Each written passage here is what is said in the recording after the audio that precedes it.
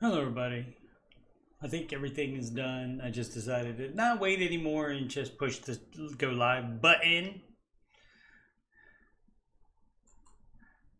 Let me make sure we have audio. And of course, it puts the quality at very low. Come on. Gotta get a new mouse. This mouse doesn't. Oh. There we go. So that works. Gotta get a new mouse. This mouse doesn't. As you can hear it. Go up to 1080p. That's better. Okay. All right. Yeah, still do not have a producer or anybody helping me with this. Maybe one day. We'll see. All right. Go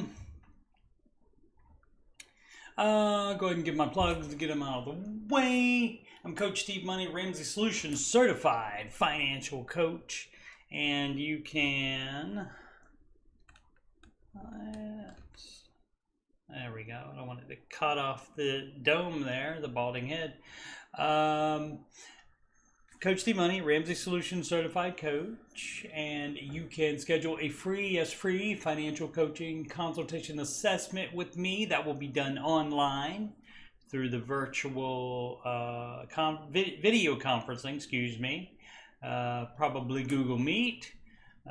Calendly.com/Coach Steve Money is where you can schedule that. Calendly.com/Coach Steve Money. That link is also in the description below and on the right side of my YouTube banner up above my head, about like right up there in the green part. You can email me about the Ramsey stuff or anything else that's on your mind. Anything else on my YouTube channel, you can do that, CoachSteveMoney@gmail.com. Channel donations can go to, there's an email address right there as well.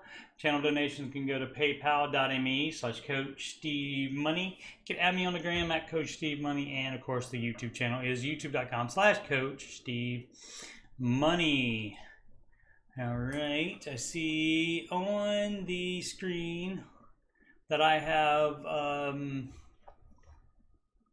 me get rid of Streamlabs OBS. That's what I use for streaming. It simul-streams it to, and actually Restream.io, shout out to them. They restream it to both.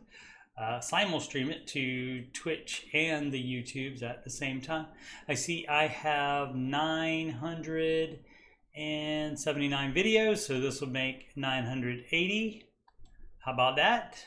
I have 635 subscribers. Thank you to each and every one of you. Appreciate it muchly. As you can see, stream running right there.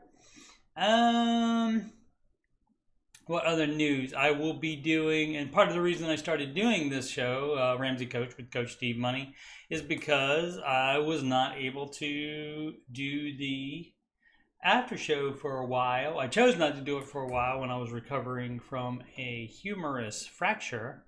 It was not humorous, well, not funny at all, but anyway, bad joke. And so I chose not to do it then, but at that point and later, when I've worked 2 jobs since I've come here to Arkansas. Oh, I forgot to go live from Cabot, Arkansas. It's Ramsey Coach with Coach Steve Money, number 31, August 6, 2023, live financial advice. All right. Where was I in my story? Oh, so I couldn't do the after show because I'm at work during the Ramsey show, and right after I work 2 hours past the time that it ends, and so then basically if I would come home that late and do an after show, then that would be my whole night basically. So I decided to do these on the weekends. I normally do them Saturday nights. Did I say Saturday night? It's Sunday night. And I normally do them Sunday night. Saturday night, but I had to work yesterday and was tired, so I went to bed early instead. All right. Anything else? Oh, so after show will be happening on, what day is that? The 15th, I believe. 15th and the 31st are the next after show days, because I will be off, taking off the 15th for Madden Holiday. Get your early access from EA Play Pro for Madden 24. And I'm off on the 31st because I'm working that Saturday. So after shows, and here's a sneak peek of a new Baby Step song that will be happening on that after show on the 15th. Let's see if I can do it.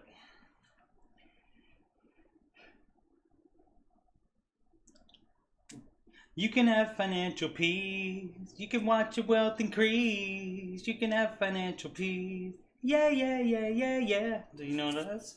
Another part of it goes, naming every dollar that's intention. Shout out Maddie Bags, hashtag mention.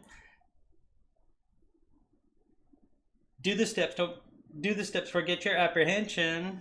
Yeah, yeah, yeah, yeah. Okay, so anyway, you might know or might recognize the song enough from that. If not, I need to sing it better, and so yes, I need to practice a lot. Okay, let's get into it now. So much talking. How long has that been? Has that been 10 minutes of babbling? Not quite. Okay. Go to Google Finance page, and we got the market closed down on Friday. As you can see, last 5 days down, S&P 500, but 6 months up 7.5%. So can't complain about that. Still recovering from the pandy crash. Not the pandy crash. Pandy crash was there. We recovered from that and set a new high. And then he got up here, and then I don't know what you call this, the inflation crash. I don't know what you call that. Normal market fluctuation, whatever you want to call that. But it's it's ahead of schedule to come back in 5 years. No, market always comes back for a new high in 5 years, and it is ahead of schedule even with the downturn. Recently, what else did I want to talk about this? Oh yeah, the Amazon up 8% though, everything else down except Microsoft, and the Amazon up 8%, and that needed to happen. I'm assuming, because I'll come back to that in a second.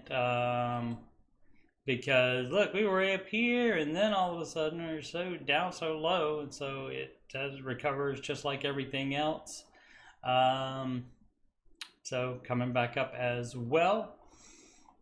And yeah, so to look at the after hours trading, it's up just a fraction, just a little bit after hours trading for Amazon.com. But check this out. So they did report earnings, and so it was up all day.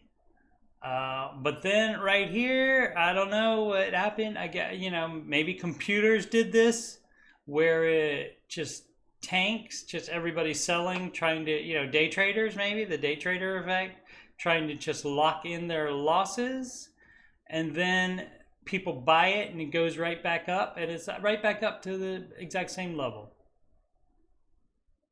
And so that could be by computer. It could be the same people buying it, people selling it up here and then buying it down here, and I guess that's day trading for you.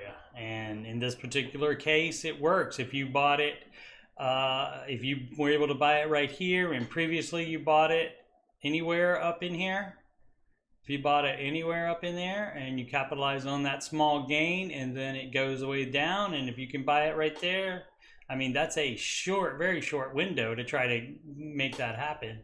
And so that would be too stressful for me. Let's go back up here, and the futures, as you can see, S&P even, actually now they're changing now, even up higher. So good deal on that. That's the futures for tomorrow. Of course, tomorrow it could open down, who knows. Always in motion are the futures. Yoda said something like that. I'll leave that open in case we need that for something else. I don't think we will. This on Yahoo Finance. 5 biggest things that confuse Americans about retirement. I just, instead of reading the whole thing, I just went to the poll they did.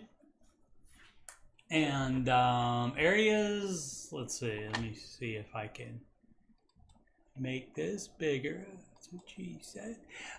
Calculating how much money I need to save for retirement is 41% of people's concerns. Areas would like help with retirement planning. Okay, calculating how much money you need to save for retirement. People are worried about that. Receiving specific advice on how to invest my 401k. 40% of people are concerned about that. And also 40% is the percentage that managed mutual funds beat the index, coincidentally. And so that would be specific advice on how to invest your 401k. Dave Ramsey recommends managed mutual funds because they can beat the index. 40% of them beat the index. Determining at what age you can afford to retire. Figuring out how to create an income stream in retirement, your passive income there. But I'm, couldn't make money from this YouTube channel. Eventually, maybe not me, but my kids perhaps. Anticipating tax expenses in retirement. The lower your income, the lower your taxes will be, even if taxes are raised. But also, if you invest in Roth 401k, a Roth IRA, you will not have to pay taxes on the capital gains because there will be no taxes on growth from coming out of a Roth account. And so in the 401k, you do not have to pay taxes on the contributions. But if you have any length of time whatsoever in the market, your contributions are going to be way smaller than your growth. Let's see, figuring out how new legislation affects my retirement plan. You don't know. Congress can do whatever they want. They can always change the laws. Managing my current expenses so I can save more money for retirement. And this is a good one because this one you can do right now. This one is all up to you. This is all in your control, whether you go to freaking Starbucks or not. So you can live on less than you make. You can live on less than you make, including what you put away for retirement. You can do that. You can cut expenses. Anything that's unnecessary. Starbucks, travel. There's no travel in baby step 2. That was a previous episode. Figuring out how to catch up on my retirement savings goal. If you're old, Dave says you can be more aggressive, and I have, and it has paid dividends. Managing debt is also something that you can do right now. You are in control of that. And the way to manage it is to get rid of it, to bounce it, baby, out the door by paying it off. And that is definitely what you can do. And if you don't have any debt, guess what? That makes you better off for retirement. If you pay off your house, then you have no mortgage or rent payment. And that sets you up better for retirement. All right, is that the only article I have? Yes, it is. Alrighty, so the Ramsey advice is based on the baby steps. The step 1 is save $1,000 for your starter emergency fund. Reminder, new baby step 2. New baby step song is the second song about the baby steps that I've done, and that will be debuted live on the after show, which will be on, what time is that? 5 p.m. Central, 6 p.m. Eastern Time, right after the Ramsey Show video on YouTube is over on August 15th. Step 1, save $1,000, start an emergency fund. Everybody says it's not enough. Dave agrees. He said it wasn't enough 30 years ago, but that's the amount. You're not supposed to be comfortable with it. It's not supposed to be enough. It's supposed to scare you into getting your freaking debt paid off ASAP. Step 2, pay off all debt except the house using the debt snowball. That's smallest to largest. Amount, not interest rate. Interest rate's avalanche. And the problem with the avalanche method is that it probably will take longer to do it that way because the higher interest ones could be also the highest amount of money as well. And so then you're doing that for 2 years and you don't get any accounts closed or anything. If you start with the smaller ones, you get wins faster. And so that's just how humans work.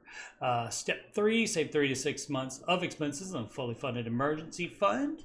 And 1, 2, and 3, you do in order, one at a time. So you don't like tackle this and do them all at the same time. Somebody in the Ramsey Show chat one time said, could have been a troll. You never know. But said, I'm doing all of them at the same time. It's like, no, you're really not, regardless of what you think. But anyway.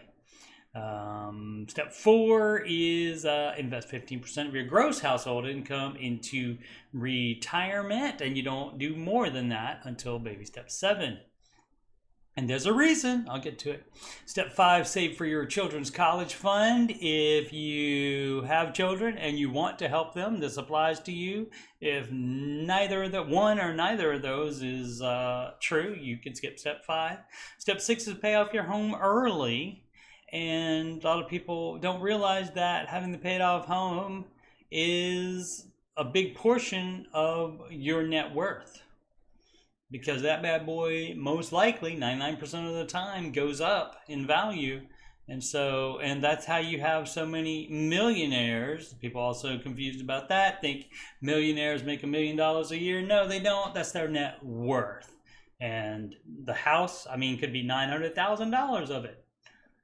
And then they only have $100,000 emergency fund or something like that. Guess what? They're still a millionaire because they have $1 million net worth. And step 7, of course, build wealth and give. And you do 4, 5, and 6 in order again. It's never out of order. You do it in order again, but all at the same time. So like first you would invest the 15%, then you would address kid college. And how you do that is you take the amount that you need at the time they will be 18 or the time they'll go to college, and you divide that amount by however many months until they are 18, and that's how much you need to put aside per month. And then of course pay off the home early.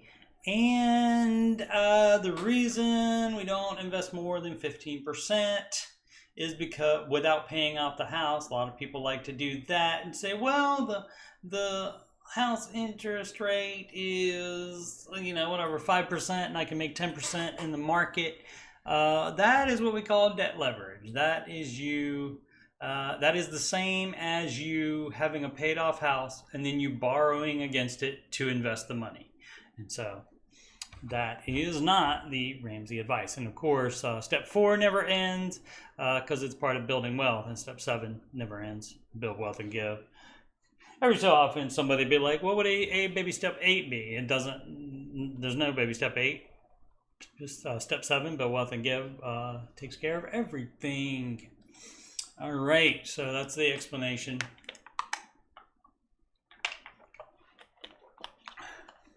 Did I get any sun today?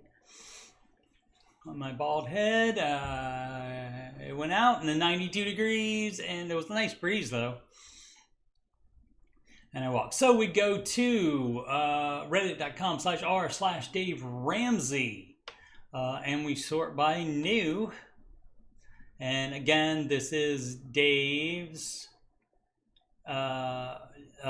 fans. Some fans of Dave run this. It's not run by Ramsey Solutions. If you want a group that's or some kind of message board that is run by Ramsey Solutions, that would be on Facebook, and that would be the Ramsey Baby Steps community. And make sure you get that name exactly right, because if it's not exactly right, then it could be one of the many other groups run by fans that are on the Facebook. I think they're all fans. I don't think there's like detractors.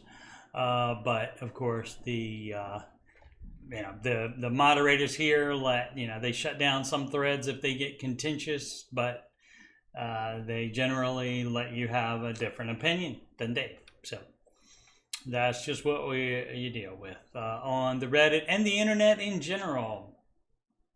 So I did click on this earlier. I normally don't read any of them before, but I was interested about this one. It says, Dave just told a couple with 150K income they could be millionaires in 7 to 8 years. I'm just listening to the pod. There's a couple calling in with 100K in debt, but 150K annual income, he told them. Once they become debt free with their income, they can become millionaires in 7 to 8 years. This is great and everything, but I'm just wondering how that's possible, given people need a portion for their income to live and for stuff like taxes and health insurance. Can someone break down that math for me? Well, I did not hear the call, but generally, and it's just going to be, in general, they can. It depends, obviously, how far you cut your expenses.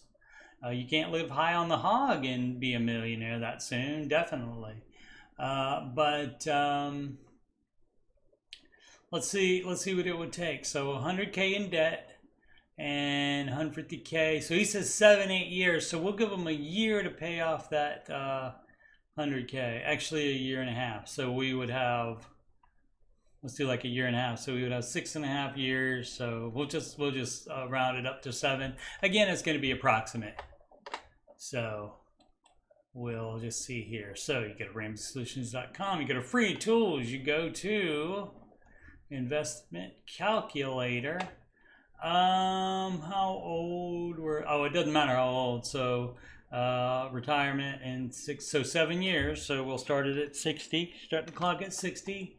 And see how much they have to invest. I don't think they have any.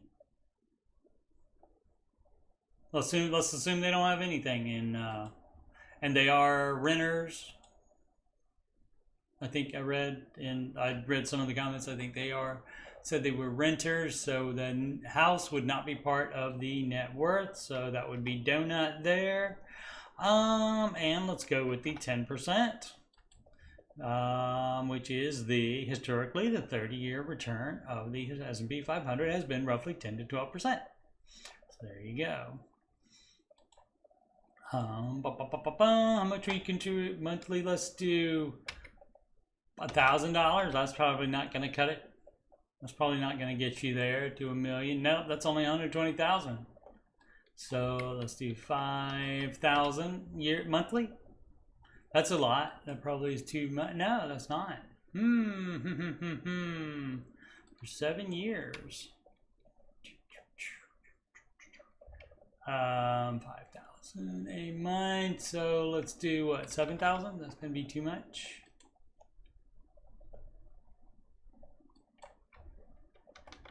$8,000, and it will take them more time, obviously, because they're not having a house. So that is going to be $8,500 then. We'll get them there. Yeah. So they would have to do $8,500 a month. What is? Get the old calculator going. You guys can't see this though because it's not in the browser. What did they say? So they make 150K. So let's see what that is per month.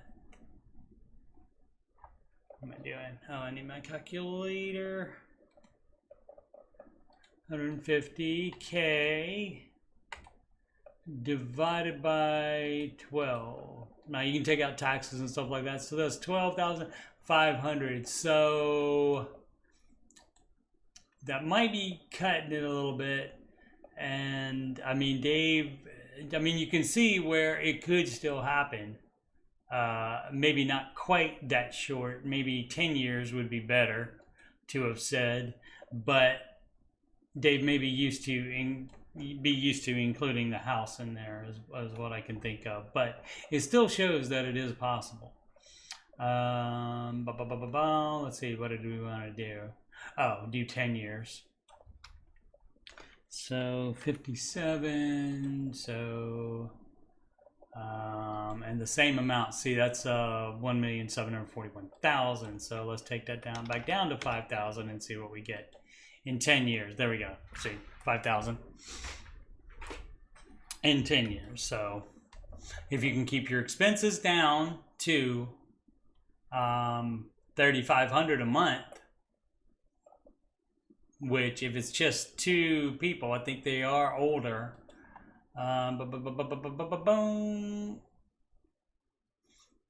Yeah, it doesn't. I don't know if they're older or what, but it doesn't say anything about kids and stuff. And sure, there's taxes and health insurance, of course, but it does show that it is possible within a short time frame. Maybe 7-8 years was too aggressive of an estimate. But again, if in this time you are making a house payment and paying off the house instead of just renting, then that is included in your net worth as well. So that could be the breakdown on that.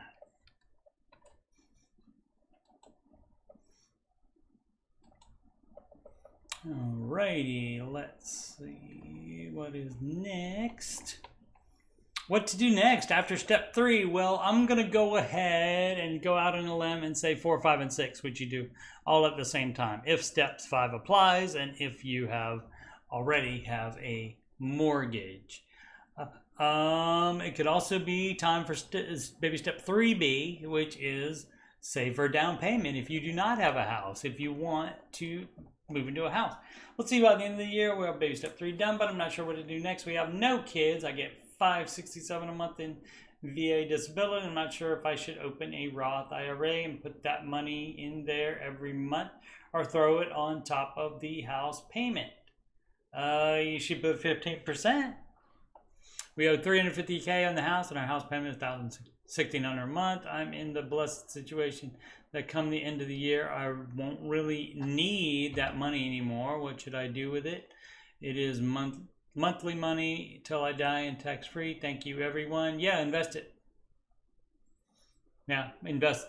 If that's your only income, you would invest 15% of it and put the rest on the house as extra payment.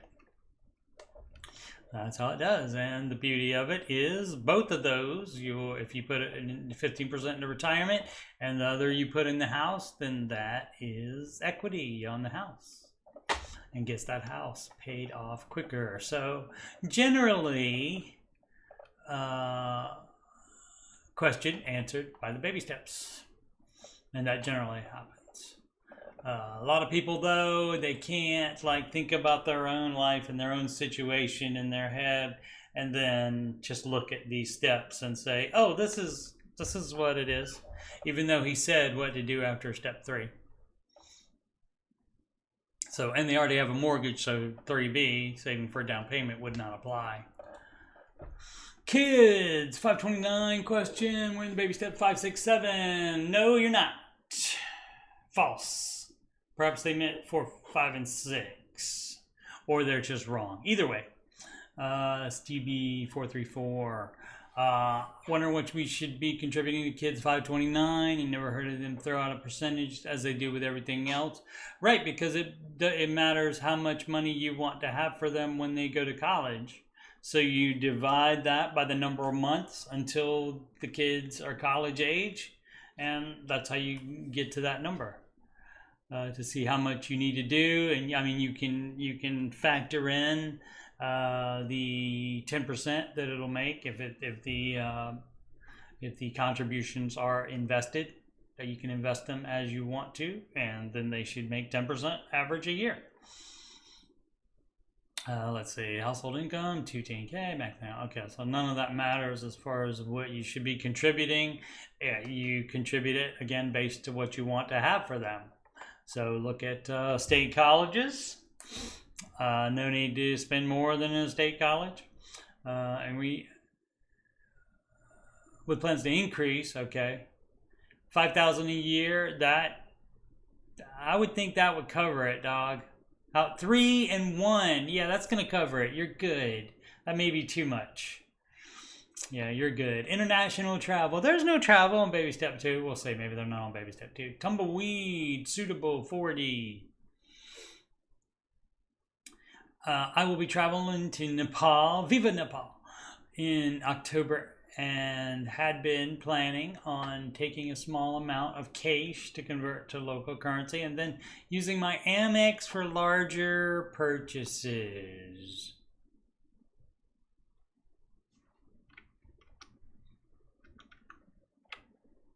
You know what's coming.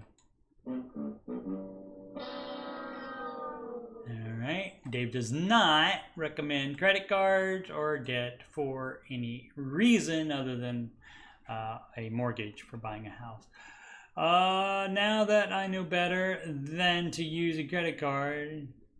Oh, had been planning. Oh, okay, great. Okay, well, okay, I'm not gonna play it. I will later if there's something cool that happens. Use a credit card. I budgeted a larger amount of cash. Can I use my debit card? Yes. I'm wary of taking too much cash with me. Any suggestions? Yes, you can use debit card. It's fine. Debit card is just like cash. Although, just by, the average human does spend more money.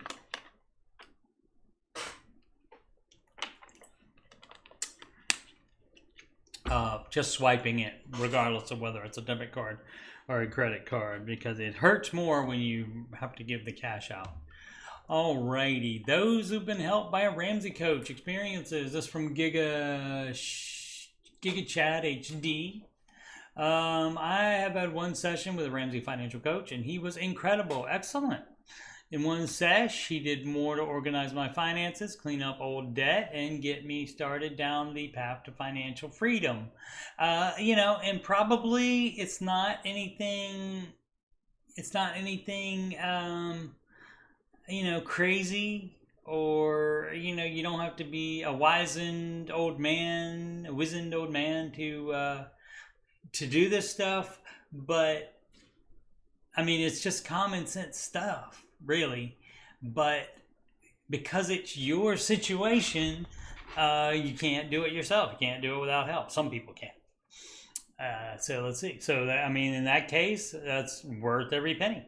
Let's see, and get me started on the path to financial freedom. I'm thinking of continuing to book sessions with him until all my finances are in order and I am debt free. I had a good experience with Ramsey Coach. What was the process like? How did they help you? What exactly do you do during your sessions? How many sessions did you schedule and over long term? How long the time frame? What did you learn and feedback on the process? That depends per the individual, what the individual needs are. You already have the finances organized, and so if the only time to need to address that again is if they get unorganized again. If there was some more old debt, or you're not going fast enough on cleaning up the old debt, and the path to financial freedom, if you find yourself straying from that path, that kind of thing. It just depends on the individual that is making the appointments, so for the sessions. That definitely sounds like a great start, and especially since you're happy with it. But yeah, they're supposed to help you in whatever you need. Mostly. They can offer general advice for something that you haven't even thought about as well. But basically it's going to depend on the needs of the client. From Blue Goo Running Shoe. Got it. How would you go about helping a niece or nephew create good financial habits with their parents in the conversation when their parents have poor ones? Well, that's a difficult one, because they are going to be around their parents so much more, so more of that stuff could be picked up. More is caught than taught. So that is very possible. A lot of times, the best thing you can do is to be a good role model to you, as long as you're doing good behavior. You're doing good financial behavior, and you're modeling that, and you are talking about it with them and telling them about it. Then sometimes that's all you can do. But let's say spouse considering a match in a high yield savings account for high school age niece to help her, encourage her to create good saving habits, and help start her off on the right foot after graduation. If you want it to be for college, you might want to do that instead, because in just a high yield savings account, the niece or the parent could decide, oh, we could use that money for something else, and maybe in a ESA or 529, there would be less danger of that. Another thing you could do is you be the guardian of that account, and make the niece the beneficiary on it. Let's see, we set a match cap and stipulation that the money be towards a responsible purchase. Yeah, see, you can't do that. If it's in her name, she gets to do whatever she wants to with it. So you can't set a match cap and stipulations. If you want to control the situation, it needs to be your account, and then you just gift it to her later. And so that would be up to you and her, and she would have to, of course, contribute to it as well. But again, that's like maybe kind of weird as well, because then that's her giving you the money, and then she doesn't have any access to what is her money. So the modeling good financial behavior is the best thing you can do. You can try to do something like you're thinking about, but you may run into snags in with the things that I said. Let's see, we would, in the background, reevaluate whether to continue rollover into college based on what life looks like at that point. Well, you don't know already if high school aged. Maybe you would have an indication on that already. Let's see, we're operating a lot on reasonable conjecture that our mother likely has not saved up money for her base. Yeah, on spending habits, a couple of comments that have been made. We're actually not sure. You could find out about that if you wanted to. The mother isn't deplorable, but is a bit controlling of her daughter. Yeah, so I'm not giving her control of any money of mine. So you can help her out. You can save it for her in an account that you open, and then gift it to her later, or pay it directly to some purchase to a university, or buy her a car with it, or whatever purchase that you deem you would like to. But you can't be going into people's lives and saying, okay, if you open a high yield savings account and you put your money into it, then I'll match you. That match gives you no say. You may think that it does, but it does not, because legally she's allowed to do whatever she wants with the account in her name. So I would open it in your name and not just, you can tell her about it, and then, you can say, well, if you're doing smart stuff financially, then we'll help you with college or some other thing. So, and that can look like whatever you want it to look like. But again, you can't expect people to, you can't put stipulations on a gift after you give it. You can't do that. You just have to give the money, and that's it. What they do with it, that's on them. You can hope they do good things, but you just can't do that. If you want to be in charge of what happens with that money, you need to keep it 100% in your name. Alrighty, and like I said, you could make her the beneficiary of the account. Like for the example, in the event of your death, then you could make her the beneficiary, and so she would get that regardless of whether you are still alive or not. All right, nice asset. And see what they did there? Help me justify paying off our house. Well, it is baby step 6, and so you would do that if you're on baby step 6. Let me see. Here's my justification right here. This has worked millions of documented times. Whatever you're trying has not gotten that kind of track record. Let's see, we are 36 and 34 and have been financially blessed over the last year. We owe, I think that's supposed to be, only $150K on the house, and freeing up that payment, although small, allows me to set us a budget. Okay. Bad phrasing, bad language. Maybe Safaran, maybe not English, native English speaker. A budget, set up a budget. Maybe that's just different. It allows me to set up a budget. That includes everything from all bills to saving to spending money.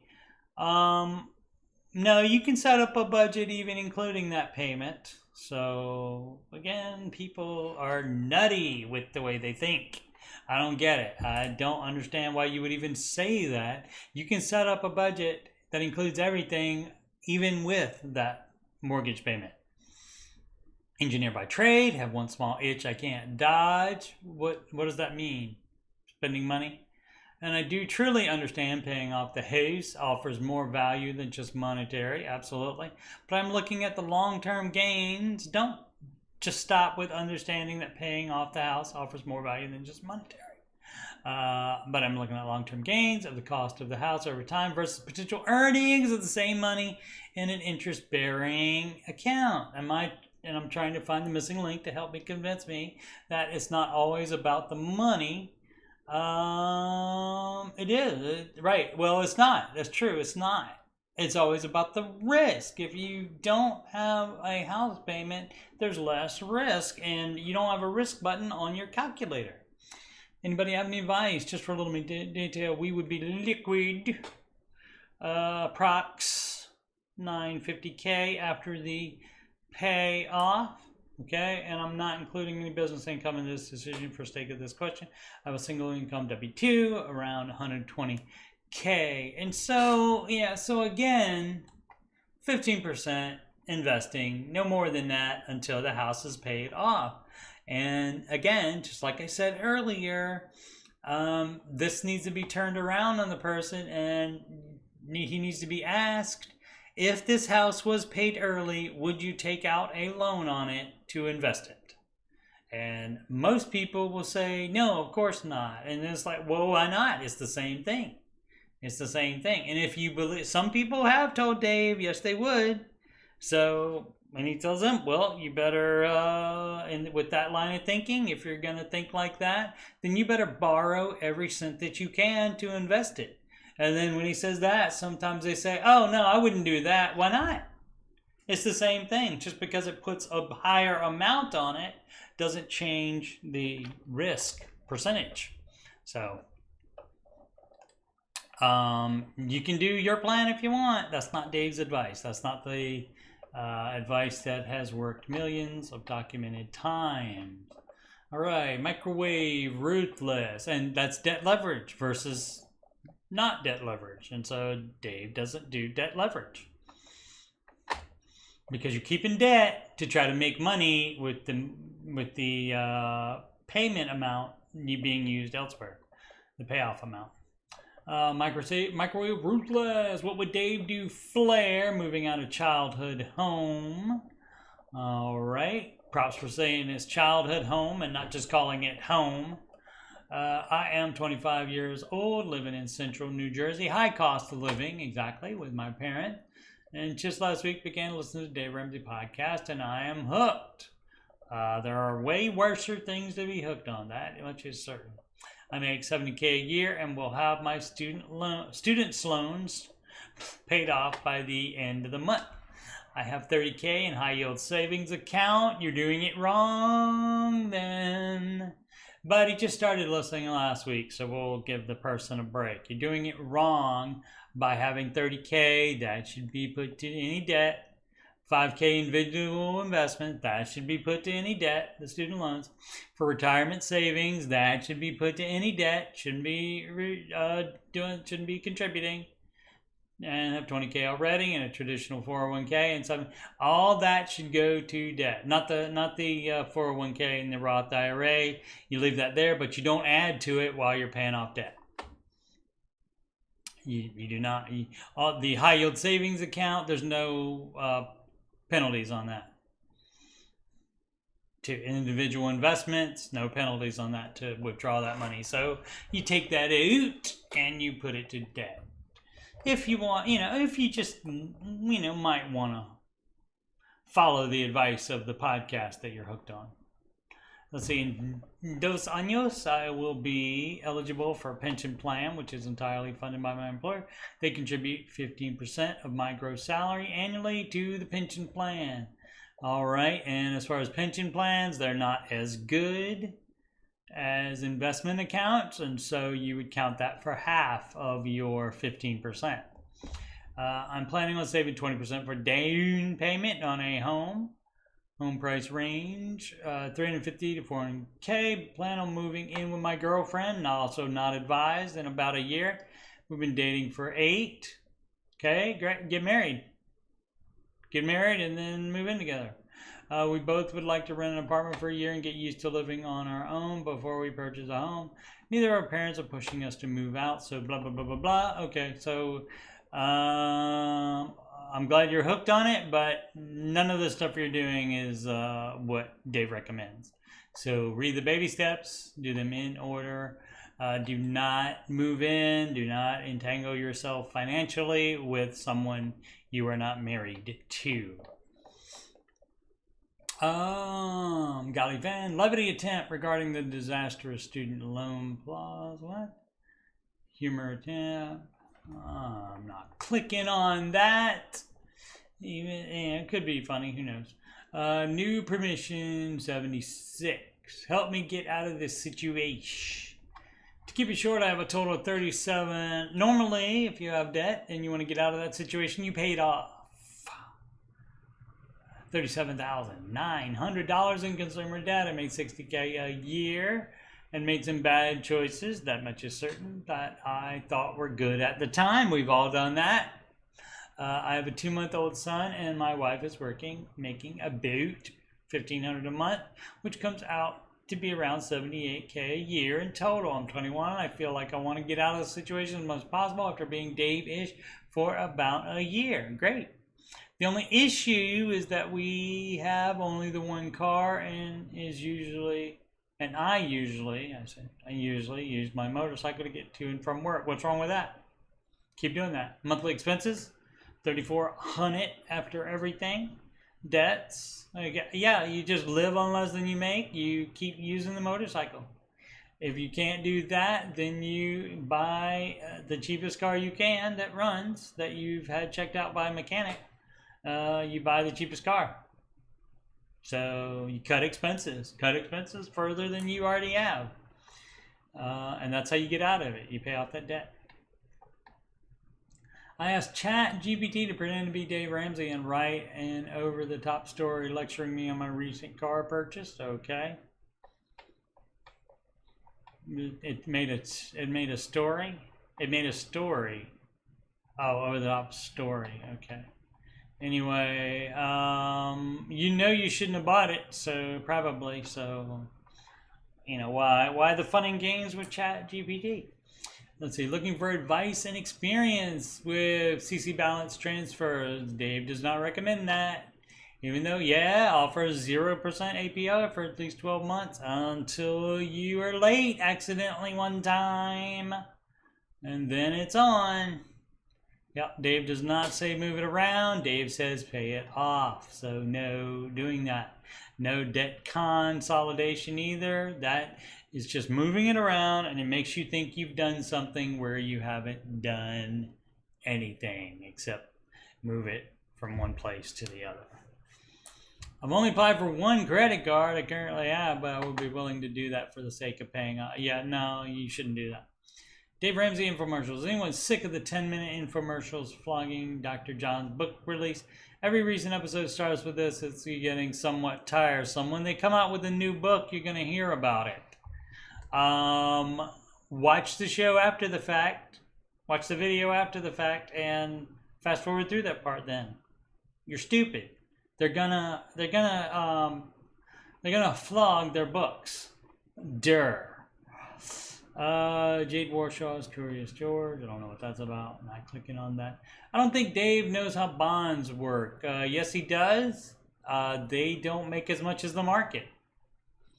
There's a caller on 8-3 from Canada that wanted to max out their student loans, no interest on school, and invest it, right, in short-term government bonds. That's debt leverage. Dave is not going for that, regardless of how bonds work. So just this part is a no.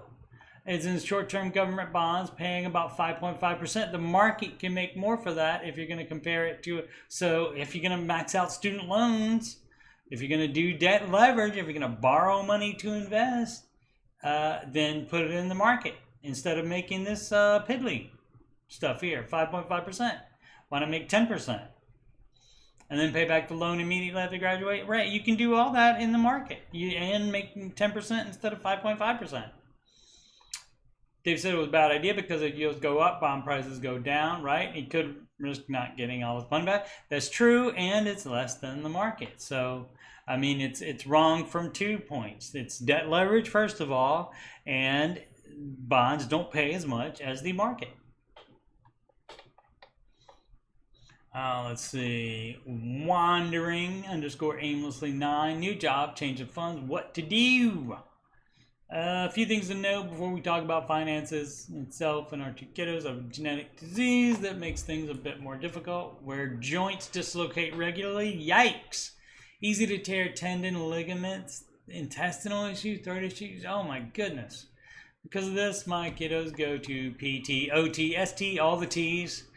And the little does feeding therapy because she chokes easily and her jaw can dislocate. That is, wow, that is nuts. If she eats the wrong foods, we didn't find out until the kids were born that I had genetic disease, and things made a lot of this sense, right? Okay, because of medical issues, my kiddo's a specialist, and I'm sure they are not cheap at all. Hopefully insurance. This is the big specialist that is about to be moved 9 hours southeast of us. This is a specialist which are rare. Yeah, I mean, this is a hard decision. Are you going to move there? Are you going to move there and follow the specialist? Or are you going to find the best specialist you can where you are?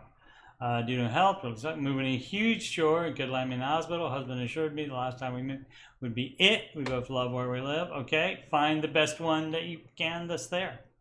Look at remote jobs. Come to find out, headhunters showed up. He started looking at jobs in other states.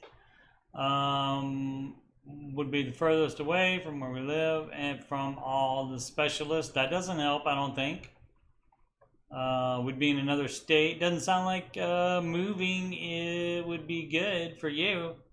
I mean, this is something that you guys have to decide. It's your family, your life.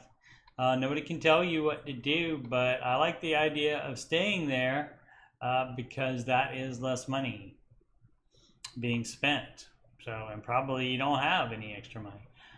Job offer may be coming where he drives an hour and 15 minutes to work. That wouldn't be my first choice, but it would be about 110K if that's, better.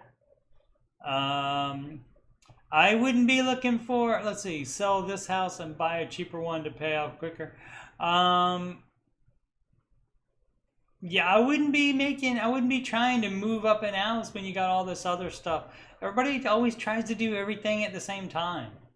I mean, you got enough problems with the health issues. Concentrate on them. Stay where you are. Concentrate on them would be my advice. Hold out and see if one of the work from home jobs pans out. I mean, you can hold out a little while. If he's already been holding out a while, he needs to get his butt to work. So, that would be my opinion, but you're the one that has to live with that decision, so you have to make that decision.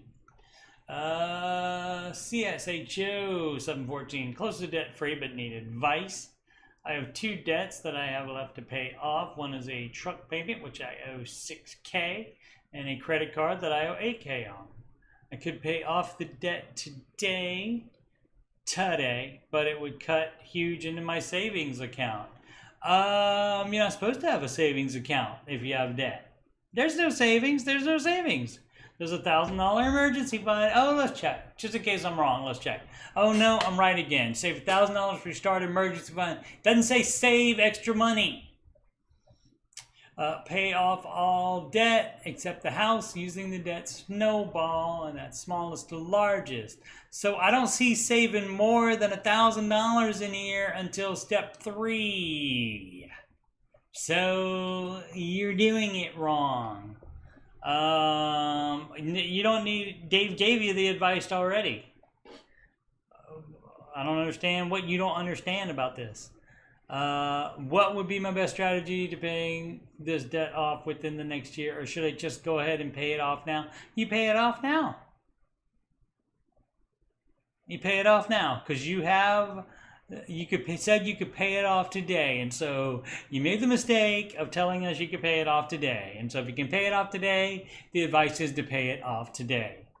You just keep $1,000 until you are completely out of debt. So you're doing it wrong. Thanks for playing. You're doing it wrong. I would suggest you do it correctly. You do it this way. Millions of documented success stories. Your way has no documentation, has no track record. What would Dave do? Flair from Jade Strange. How to get ahead when on government services. That's hard to do because a lot of times they have an income cap. You can only make X amount of money in order to get the services, and a lot of people don't want to work more. And so they work less and get the services instead. Every dollar I make feels like it dropped services $10. Don't know if that's true, but you never know. Could be. So job would mean I'm away from my kids all day, but more in the red. How do you climb out? You gotta have an income to be able to climb out. There's no magic button. There's no magic. You have to have an income to be able to do the baby steps. W-2 wages would mean our food stamps go down or are canceled. Section 8 rent goes up. Disability goes down or would end completely. Medical would go up. It's exhausting. Yeah, so you got to make enough money to cover all that, I guess, if you want to stay on the government dole there. Never wanted to be on services. Okay, sure. Sounds like you want to be on them now. This is an individual decision. If you want to keep the government services, then you got to play ball on their dime. And that's why Dave doesn't advise to rely on the government to fix your life. And this is part of the reason why. So, I mean, I won't hate on you if you decide that if you can't make enough to make more money than the government services are saving you. If you can't do that, I won't hate on that. I mean, that's a sad situation that they require that. So let's see, service help us stay alive at a basic level, but we don't even cover everything. Yeah, see, you're already not covering everything. So you do need something to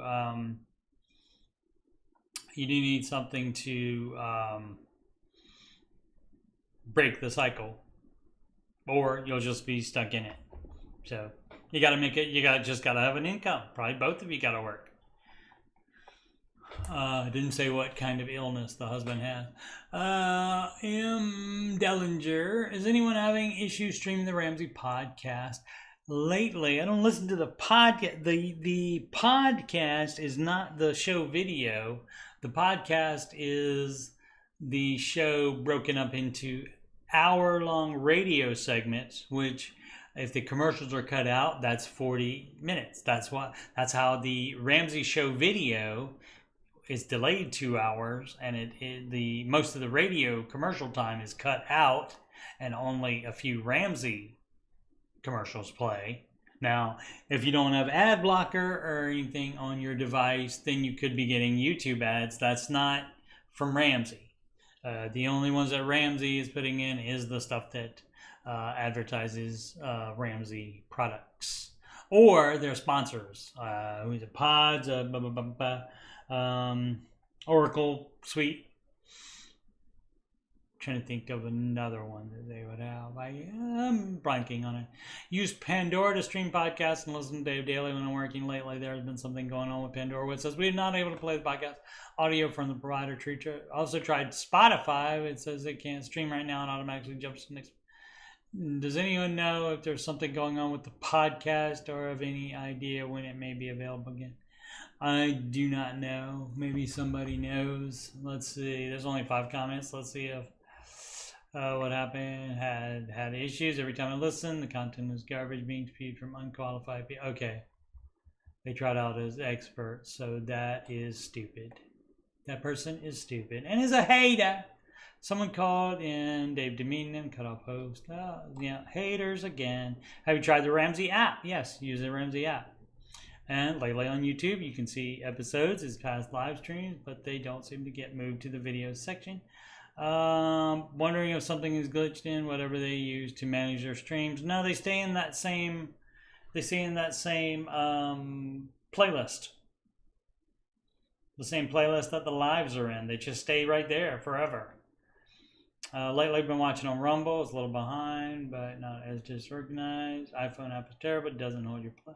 Okay, well, you can just go to YouTube and stream the actual video of the radio show, which the podcast is just the radio show broken up into 3 parts that are 40 minutes long. Tinderella 80, baby step 4, baby, yeah. Little Austin Powers reference there from Tinderella 80. Baby step 4, Flair. Today I did it. I hit the magic number in my bank account. That means I'm now fully funded in my emergency account. Excellent. Bye-bye. Baby step 3. Hello, baby step 4. It's the most money I've ever had in savings in my entire life, and I don't have any interest or compulsion to spend it. Excellent. I've grown so much through this process. I want to say thank you to Sub for your cheerleading and support. Not everybody does that though. On every post. Props to you for ignoring the dummies along the way. I'm so grateful for the wise counsel and just pom-pom waving support you all provided. Keep me so motivated. Thank you for those still on journey out of debt. Please know it can be done, and once you get to the other side, the air is so sweet. Excellent. Well, that deserves it, doesn't it?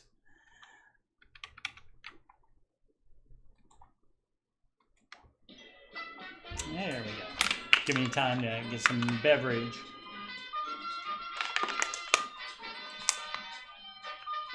And some water shot out and hit my nose. All right. Okay. No document 2452. How does one do home renovations without a loan? You do it at the speed of cash. I'm on baby step 2 and making progress. There's no renovations or updates on baby step 2. You do repairs if you gotta. If you have water coming in from the roof, or if you have, broken plumbing inside the house, something like that. But there's no renovations updates. There's no renovations or updates in baby step 2. I do not think baby step 2 means what you people think baby step 2 means. But I baby step backwards with debt when the main bathroom fell apart and needed to be repaired and updated. It did not need to be updated. See, people think need is thrown around too much. And now, okay, the main bathroom, if you had another bathroom, you could have just used the other bathroom while you were paying off debt. Gosh, people can't go without anything. They need everything. Not everything was covered by my emergency fund. It was not an emergency if one bathroom falls apart. Not an emergency. I mean, you may have to have it addressed if you got a pipe leaking or something like that, but you don't have to have it all fixed up if you have another bathroom, and you also don't have to update it for sure. My goodness, more needs done, needs to be done, but how without debt? You don't get it done. Conclusion, I jumped in before I should have and ended up doing more than I needed to. I needed to save more for the whole project. I'll be thinking of how I can increase my sinking fund for any future projects, as well as working on my snowball. You don't have a sinking fund for future projects. Only for you have your emergency fund to cover emergencies. You don't have a sinking fund for future projects while you have debt. You're doing it wrong. You're not working on the snowball. You're half-assing it, is what you're doing. Thanks for all the responses and replies. Adding more detail on the bathroom in my home. No, like none of this matters. So there's all caved in the main shower wall because it was wet in the wall. So okay, so if that was your only shower, then sure, you got to get it fixed. But if there's another shower, I don't care if it's the kid's shower, then you did not need to do this while you were paying off debt. Sorry. Sometimes you got to do a little thing we adults call sacrifice. This from Not a Reddit Girl 200. False. If you're posting on the Reddit, you're a Reddit girl, I guess. I guess I'm a Reddit boy then. Recast loan to put more down on land. Baby step 6 and 3B. We're on baby step 6, but also in our first home and have been paying extra to mortgage aggressively each month. Although our end goal would be upgrading the house to a house built on land. You do one at the time. One at the time. You sell the house, you stay in the house while you have the other house built at the speed of cash, but then you're not paying extra on the mortgage.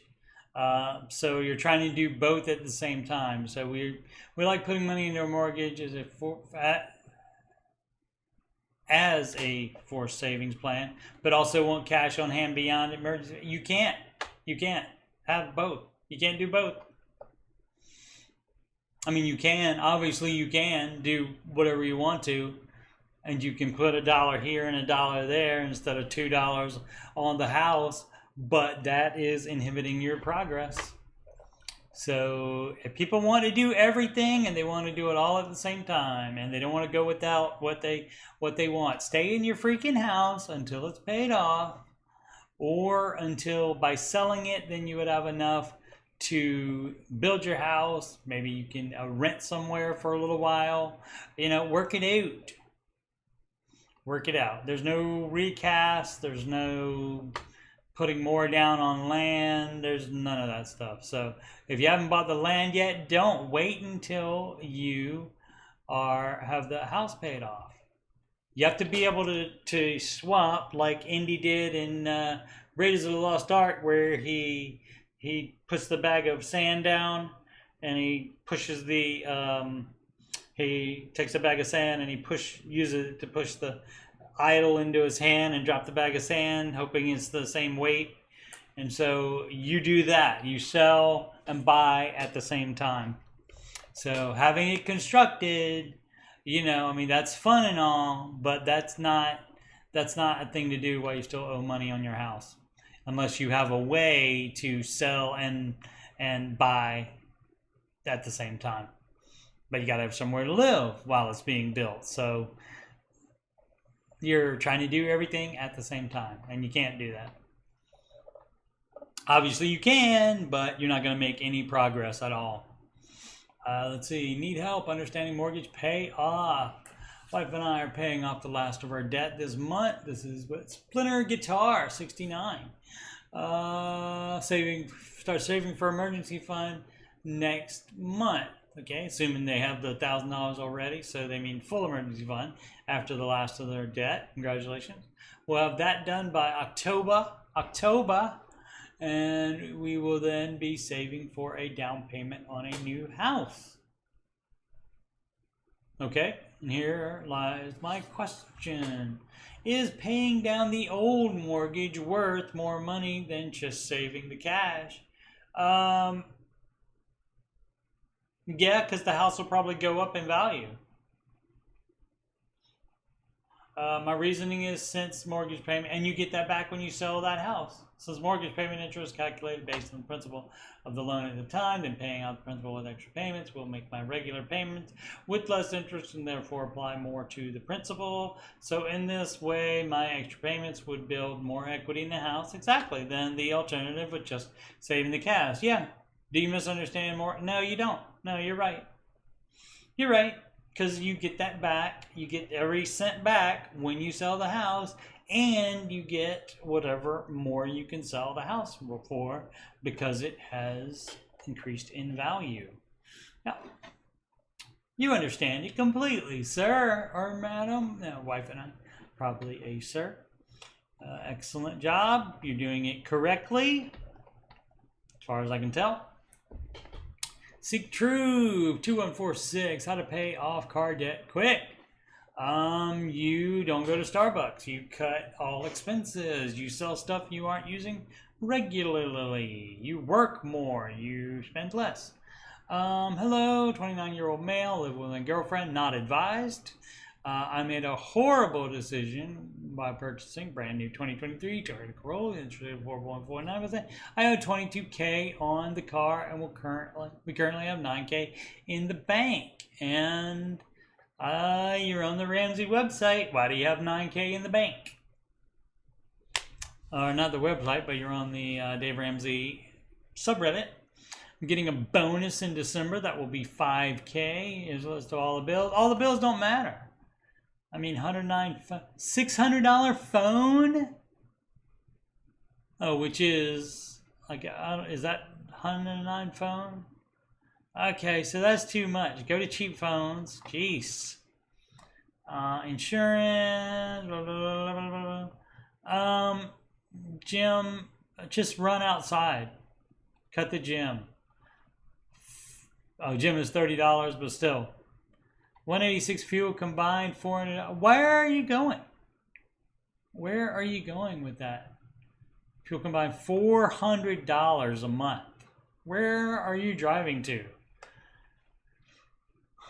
Spotify, $5. Fine if you don't have any other expenses, any other streaming services or anything. But yeah, you're just doing it wrong. I would advise you do the baby steps, and that means working more. Let's see if they said anything else. Oh no, monthly income ranging from 3. Oh, girl from me. Budget completely maxed out. We normally save a bit on fuel each month. Why are you even driving that much? Lowered my 15% into my 401k to 6%, which is the company's match. You would lower it to 0 if you would like to follow Dave Ramsey's advice. But all of this, everything you're doing here is wrong. Let's see, where should I put it? If I'm moving in 2 years. Oh, I think I've done these. Have I gotten to I've gotten to what I've done already. So fortunately I was prepared and I went to past the part of all the ones I did last week. Let's see, what time is it? 6:44. Oh, I've done an hour 15. I'll do at least an hour 30. Maybe longer. Zealous Ideal _mud 2269.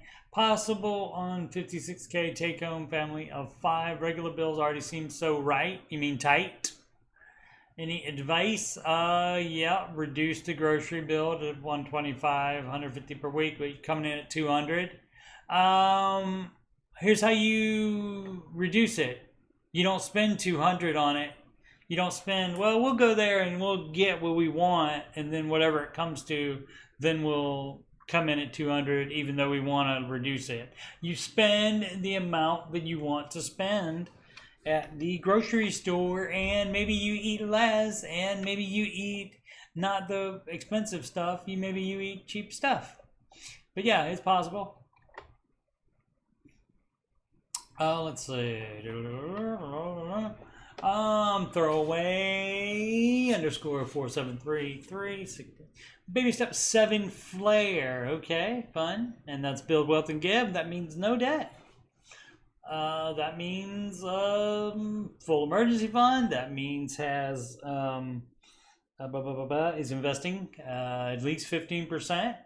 But baby step 7 can invest whatever they want.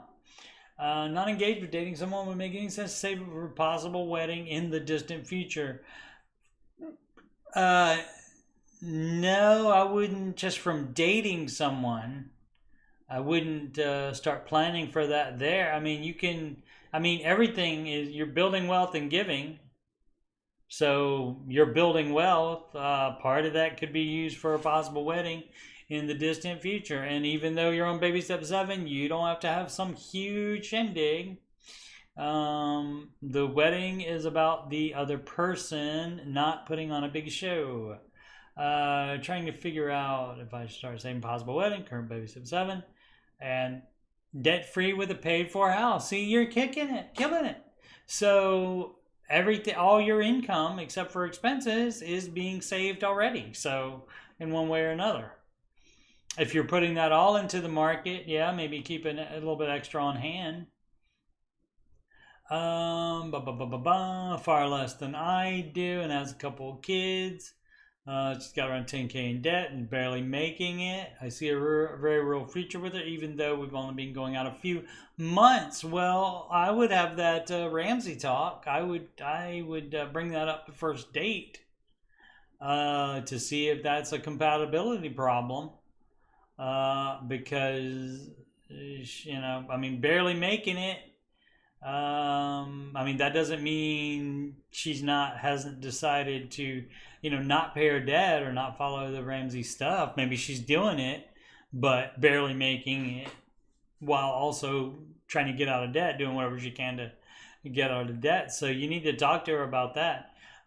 You could see getting married in the next 18 months. I know traditionally bride's family, right, but her family is also broke. And so, yeah, you can pay for it, and I want to be able to have a nice wedding. You can have whatever wedding you want.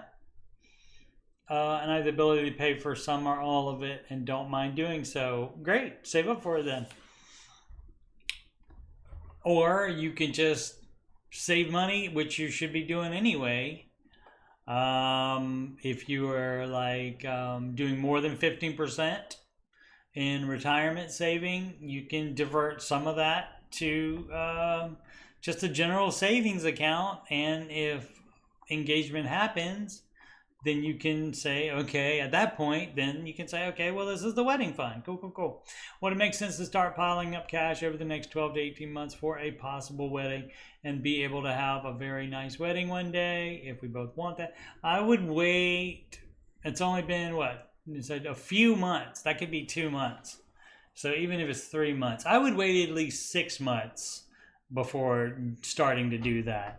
And you can start slow with that as well, because the beauty of being in step 7 is that you can cash flow it as well. And you can also put off the wedding if you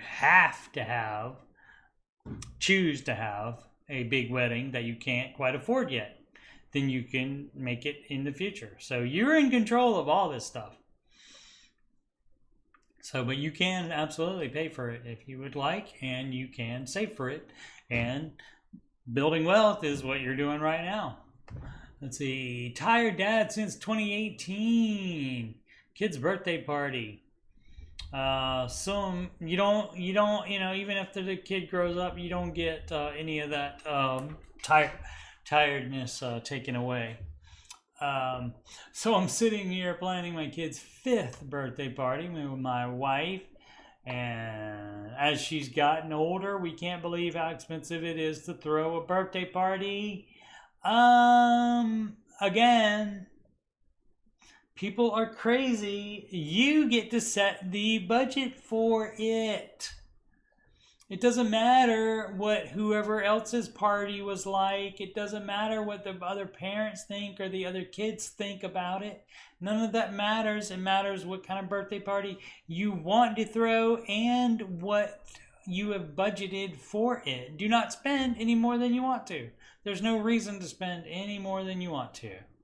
All I kept thinking to myself was, I wonder what this sub would think or do. They would tell you don't spend any more than you want to. You don't have to do whatever you think it makes it so expensive.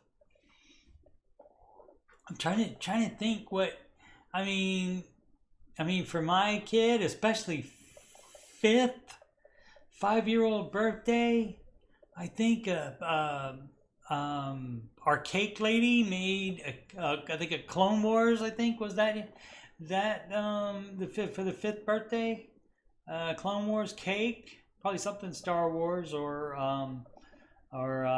Marvel, something like that when he was 5. Yeah, like a $30 cake, and her cakes are wonderful. And like she does, like, you know, my son would often like be into something that was brand new, and so you couldn't like buy a pattern cake that was already that thing, like and she would just make the cake and do it from whatever picture I pulled off the internet for her. Like when Ninjago came out, there was no Ninjago merchandise at all, and she made a Ninjago cake for him. I can't remember what year, like the years, I can't remember. I have pictures of most of them, and they are awesome. But anyway, so that was like $30, I think. And then just whatever, you know, maybe $20, $30 and, you know, cheap and balloons and stuff.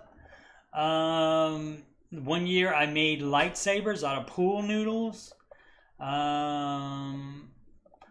for all the kids. What else? What, you know, and then whatever you want to spend for the food, you get to choose this. Society doesn't get to choose it. Most places we look, what do you mean most places? You do it at your house. Jeez. Who are you, Beyonce? You gonna throw a birthday party at your house? Or you know, at a swanky hotel or something to throw a party? Have it at your house. My goodness, people! But it's likely going to end up being $600 to $1,000 for a 5-year-old party. This person is a troll or is incredibly clueless. Regardless of if we can cash flow that party or not. It seems like extra. It is. You would not do that. Oh my goodness. Oh my goodness. Next time I talk to my ex-wife, I'm going to tell her about this. 5-year-old, $600 to $1,000 for a party. Oh my goodness. Any ideas on how to throw an entertaining party without spending close to $1,000? You set your budget and you do the most entertaining party you can for that budget. You don't go the other way around. You don't pick all the stuff and then, oh, it's going to cost this much. I guess we have to pay this much. That's not how it works. You're the adult. You're the one that says, this is how much we're going to spend on it. This is how much we love you. No, it has nothing to do with that. It's how much you can spend at the time, depending on what baby step you're on. If it's in 1, 2, and 3, you're not doing that crazy of a party. You're not having it anywhere except your house. Wrong one, that one. So quit being stupid, people. My goodness. Roll back 1, 2, 3. Another baby step 7. Congratulations. For those of you that own a total stock market index fund, do you also own specific small and mid cap funds? Curious about this because Vanguard, people love to talk about their individual brokerages, characterize their total stock market index fund. VTSAX, that's large cap. Okay, I'm guessing they characterize it away because their largest holdings in the fund are all large cap stocks. True. So that can be your large cap stock, I guess, if you want to make less money than you can with managed mutual funds. With this in mind, I was wondering if we need to also include specific small and mid cap index funds. Dave doesn't recommend index for retirement, recommends managed mutual funds because 40% of them beat the index funds. I've done very well with these acts over time. Don't want to mess with a working formula. I would compare that to a managed fund and see what let's say this is a taxable investment account. Okay, I'm already maxing out 403b and a Roth IRA. Maybe step 7, that's fine. You can invest more, obviously. Bum, bum, bum, bum, bum. Since it's extra, and like if you don't count it as, it also depends on what you're using it for. If it's using the market as a savings account to buy something, you have the 5-year minimum time frame for that.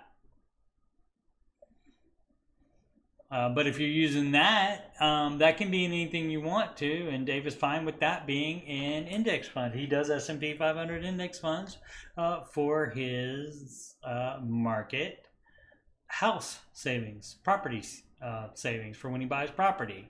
He only buys when there's a good deal, so he hasn't bought much lately because of the high prices. Let's see, but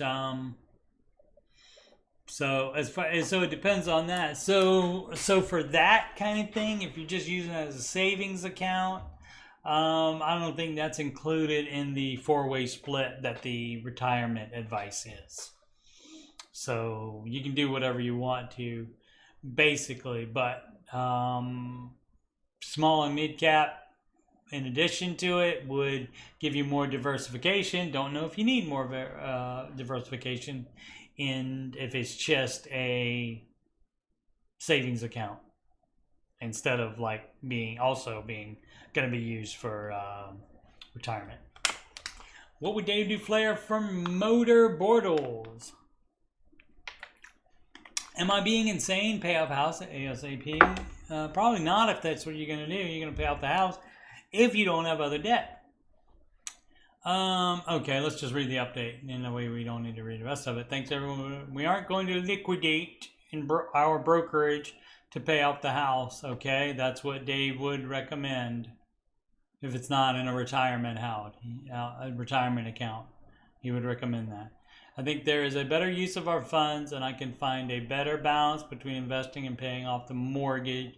It's 15% until the house is paid off, dog. So any more than that, that's debt leverage. Also, with the kid, we have no idea what that's going to bring financially wise. Kids don't cost as much as you think they do. They really don't. But I mean, it's just like that's you spending the money on the kid. Like, for example, a $1,000 5-year-old birthday party as opposed to a $100 birthday party. And so that's up to you. You're the adult. You can do what you want to. But yeah, pay out the house ASAP. Yes, don't invest more than 15% to not pay off the house. That's debt leverage. That's the same as having a paid off house and borrowing that amount of money to invest. That's the same thing. Alrighty, Red Devil 0204. Do I need an advisor for Roth 401k or go solo through something like Fidelity? You can do both. You can have your Fidelity account that you run, and you can still get advice on it from a financial advisor. As Tyler said, I'm nervous to try not to try is to try to do it myself.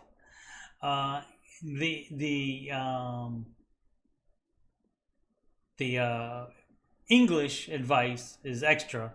I'm not certified to do that, but I do know that it's not try and do something, it's try to do something. Try to do it by myself. And I'm wondering how difficult it really is. If there are any resources I can use, what are they? It's called the internet. Every stat on every mutual fund is on the internet, and you can use the internet to learn how to follow. You can watch all of Dave's investment videos and follow his general advice, which means it's got to have at least a 10-year track record, and if it's a Roth 401k, it would be a Well, 401k has to be offered by your employer. So if it's you opening it by yourself, it would be a Roth IRA. You cannot open a Roth 401k for yourself. Where was I? Oh, the resources. Yeah, so they're all on the internet. You can teach yourself how to do that, and you can follow Dave's general advice to do that. He tells you exactly what generalities to look for in those funds. He just doesn't tell you funds. People always want him to tell exactly what funds, but he's not doing that. Let's see, I hear about index funds, but I don't know what that is exactly. Okay, index funds are, go back to that, glad I left it up. Index funds are an exact representation of the particular stocks.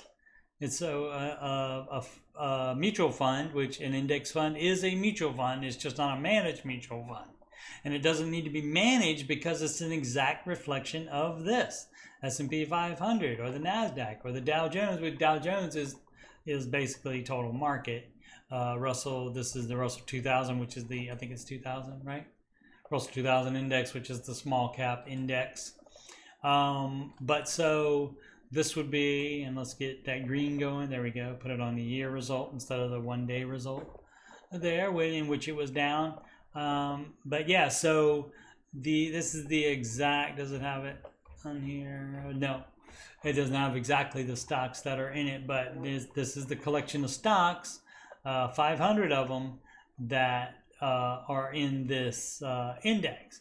And so, and like Fidelity will have an S&P 500 index fund, and so will all the other brokerages as well. And so what's in there is what's in this index. And so there's no guesswork. There's no human that has to say, well, should we get this stock or not? Should we add this stock or not? And then, well, how much percentage do we want to be in this stock?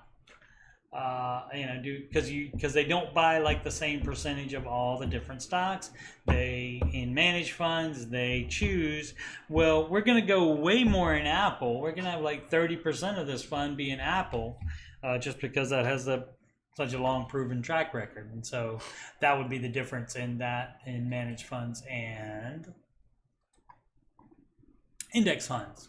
So that is what that is exactly. But the internet has all of this information, so you can learn it. Not everyone can do it. I will allow that. Not everyone can do it. And that's when you would want to pay an advisor. And instead of just picking somebody out of the phone book or the internet, you have a better chance of getting a decent one if you go with a SmartVestor Pro, because at least Dave Ramsey's team has vetted them. Now, once they get recommended, they can go off and do opposite advice of Dave. They shouldn't, and if Dave finds out about it, he will address it with them, do whatever. I don't know if they immediately are not recommended anymore, or if they say he gets a warning or what. I don't know how that works, but Dave does address it. And so have had people call and say SmartVestor Pros were not recommending Dave Ramsey stuff, and they know that the person was recommended by Dave Ramsey because that's where the recommendation comes from. So they know that, and they're choosing to not do his advice anyway. And often the reason for that is because his advice doesn't tend to make them the most money. And so that's the way that works on that. But again, he's had calls with people saying that, and he always tells them to stay on the line so you can tell the call screener who that advisor was, and then he would deal with it. We've also had people in the chat saying that people had different advice for them and trying to clarify. And so you do have to know a little bit, or you have to know enough to ask someone else about it that's going to tell you the truth, whether that's Dave Ramsey's advice or not. But generally, if you have a feeling that it's not Dave's advice, it's probably not. Alrighty. GJR 2000. What did Dave Ramsey recommend as far as savings account types? I've heard him say emergency fund and mutual fund. What else? How do you divide your savings? Okay. So let's first of all, if you're not on the step, you don't need to worry about it. You need to worry mostly. I mean, there's no harm in thinking ahead, but you don't worry about this before you start step one, which is the starter emergency fund, which is $1,000. Start emergency fund, $1,000, and so that stays completely liquid. That could be in your checking account. That could be in cash you hide in your house. That can be wherever you would like it to be. But it does need to be completely liquid, as does the 3 to 6 months of expenses need to be completely liquid as well. But you can, at that point, that's enough where you can make some interest on it, especially if you won't be needing it. If you are lucky enough to not need to hit your emergency fund ever, then you can make that interest constantly on that. And that can be in a high yield savings account, but that does need to be, you have to have debit card and or check writing privileges to that money. Anyway, I skipped over. Step 2 is pay off all debt except the house using debt snowball. You do not have savings more than $1,000 if you're paying off debt. You don't. And people say $1,000 is not enough. It's not supposed to be enough. You're supposed to be scared out of your mind so that you pay off the debt as quickly as possible, and so you can save more money in step 3. And so that's how it's supposed to work. So emergency fund, I talked about that already. Mutual fund, that is, you don't do that until step 4, and that's after you have your full emergency fund saved. And what that is it says 3 to 6 months of expenses. That number, nobody knows what your emergency fund should be, because we don't know if you want to save 3 months worth, which you can do if you have no job or life drama at all. 3 is fine, especially if you're single. 3 is fine. And again, you don't have life or job drama. But if you sleep better with 3.5 or 4 months of expenses, you can do that. But he doesn't want you to have any more than 6 months in the fully funded emergency fund so that you can address the rest of the steps. Now, once you get to step 7, you can invest more and you can save more money if you would like. Let's see. So step 4, after you have that fully funded emergency fund. Oh yeah, we also don't know what your expenses are. So we have to know this number, what you want from in between 3 to 6, and we have to know how much your expenses are, and also try to cut those down. Especially until the fully funded emergency fund is done, keep expenses to a minimum. Step 4, invest 15% of your gross household income into retirement. And so that's where your mutual funds would come in, and not before that. Now, if you've already been contributing to a retirement account, you don't cash it out, because that would be taxes and penalties in most cases. Unless it's a Roth, then there's no tax on the growth, but it is penalty for taking it out before your retirement age. And a mutual fund is what we talked about before. There are index funds, which are it's a stock. There's no guesswork involved. There's no humans involved in saying, well, let's put this stock in, let's not put this stock in. It is completely decided by the funds that are in the index, and they are all equal amounts. The managed mutual funds has more of some stocks than others, and they decide which stocks to include in there that they think are good, and that's why, and 40% of those beat the index funds, and so that's why Dave recommends those. But index funds and managed mutual funds are both mutual funds. What else? How you divide your savings? You don't. You go by the baby steps. Here, it's just $1,000, and you don't save any more. You use all extra cash to pay off your debt.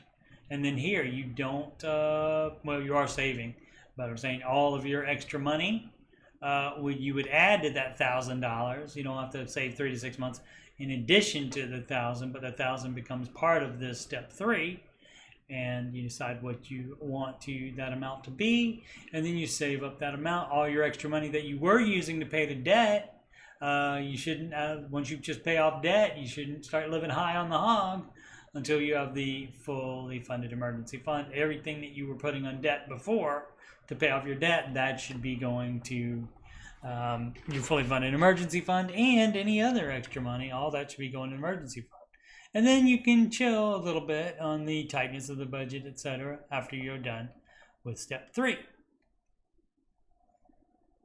But as far as dividing it, it's invest 15% of your household income in retirement, and it shouldn't be more than 15% until your house is paid off, because that's debt leverage. You're having debt in order to invest more, and so that is not what we do in Ramsey land.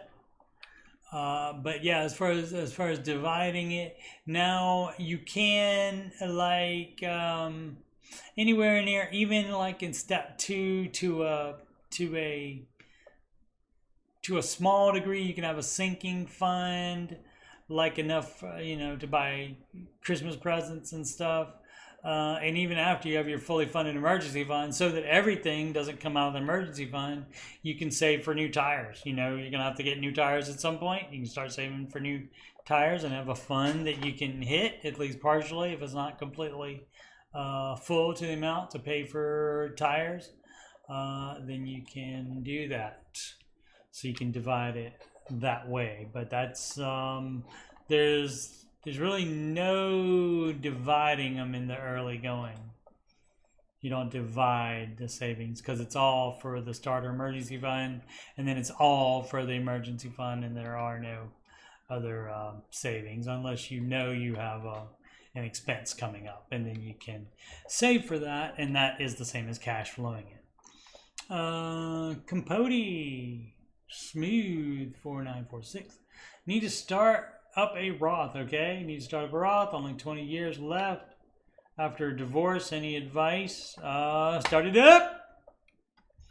20 years. And if you have nothing for retirement, yeah, you need to get on it. You need to live as littly as you can. You have to cut out expenses as much as you can to save up for the retirement.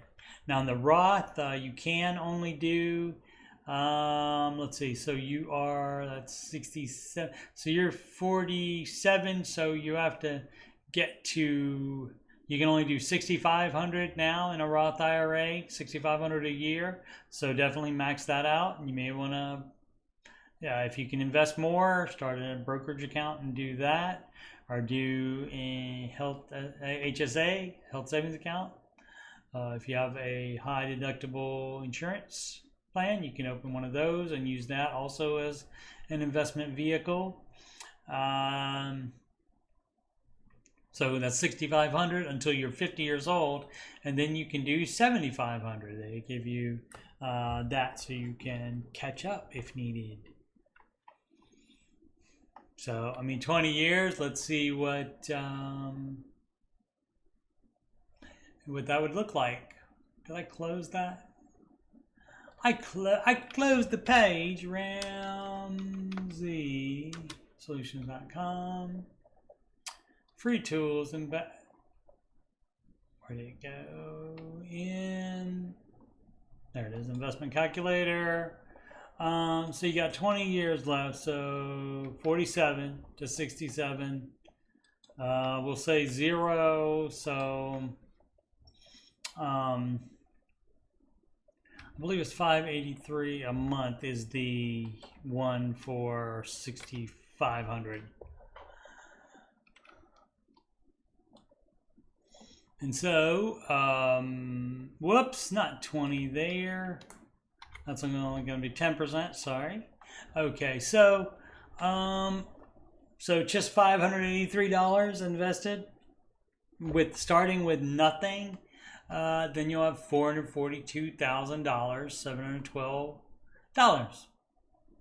$442,712, and that will generate on average $44,000. So that's basically what you're making now, unless you're making a lot more money than that.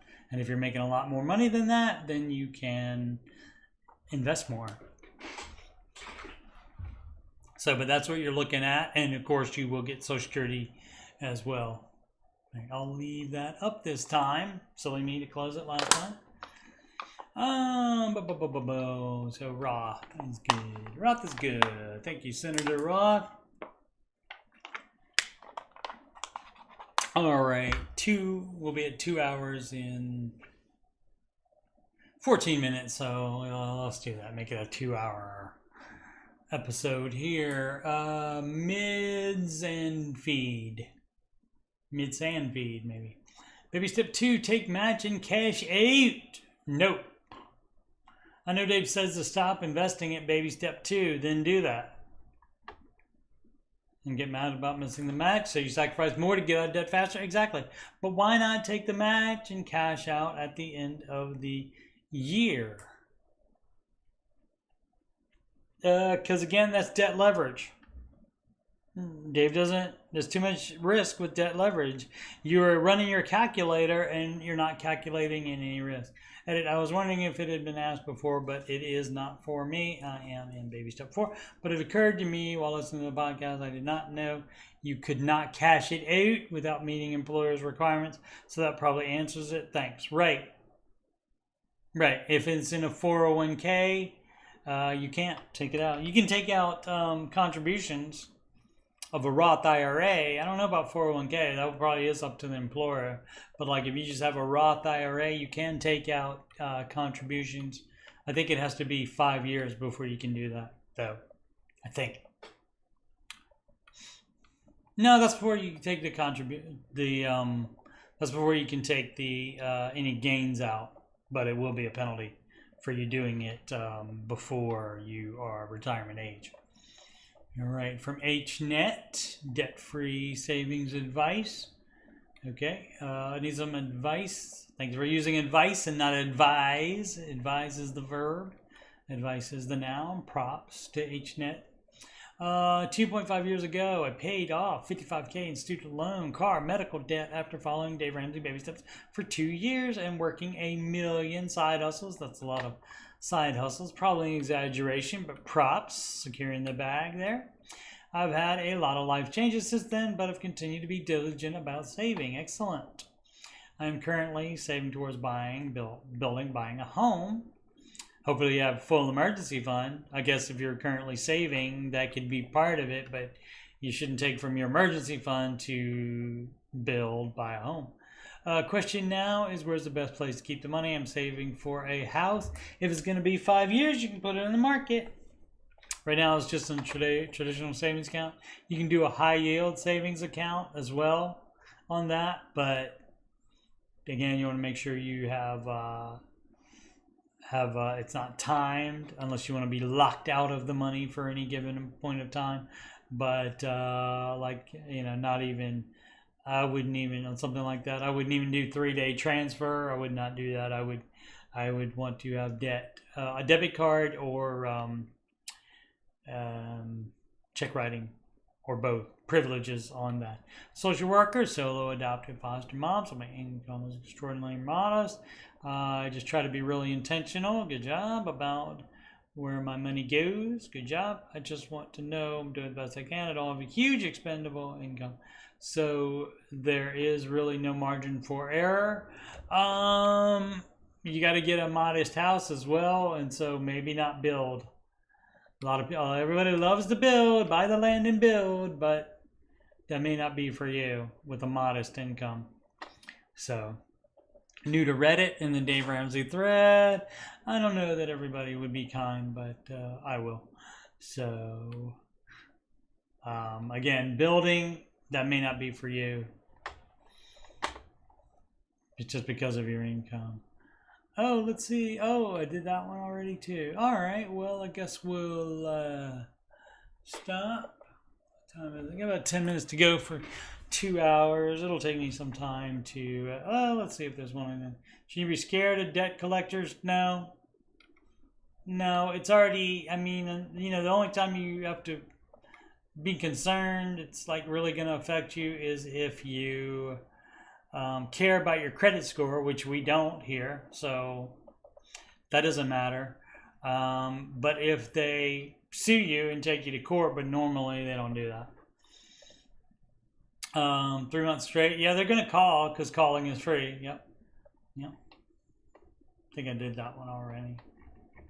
I definitely did Capchio choice. Did that already. Okay, yeah, I've done all these. Alrighty. Let's see what we can do. Yeah, I guess I'll just end it slightly ahead of 2 hours. So it won't be quite 2 hours long. Close the calculator, don't need that. You guys can't see that anyway. Back to my page there. YouTube.com/Coach Steve Money. Put my plugs up here again. I'm Coach Steve Money. I'm a Ramsey Solutions certified financial coach. And if you would like to schedule a virtual, meaning video conferencing, meaning Google Meet probably, or it can be Zoom or whatever, you can schedule that financial coaching consultation assessment with me. Calendly.com/Coach Steve Money. That's CALENDLY.com/Coach Steve Money. And that link is in the video description. And it's also right up, where is it? Up there in the green section up there on the right side of my YouTube banner. So you can just click on that and that will take you to Calendly.com/Coach Steve Money. You can email me about coaching or anything else on my YouTube channel, like Oak Island, like video games, like tech stuff. Coach Steve Money at gmail.com. Donations can go to paypal.me/Coach Steve Money. You can add me on a gram at Coach Steve Money. And of course, this YouTube channel is youtube.com/Coach Steve Money. Make smart financial decisions every day. Once again, after shows right after the Ramsey Show video ends. That's 5 p.m. Central, 6 p.m. Eastern. And that is on Madden Day, which is August 15th. And August 31st, there will also be an after show because I'm off Thursday because I'm working that Friday. All right. Again, make smart financial decisions every day.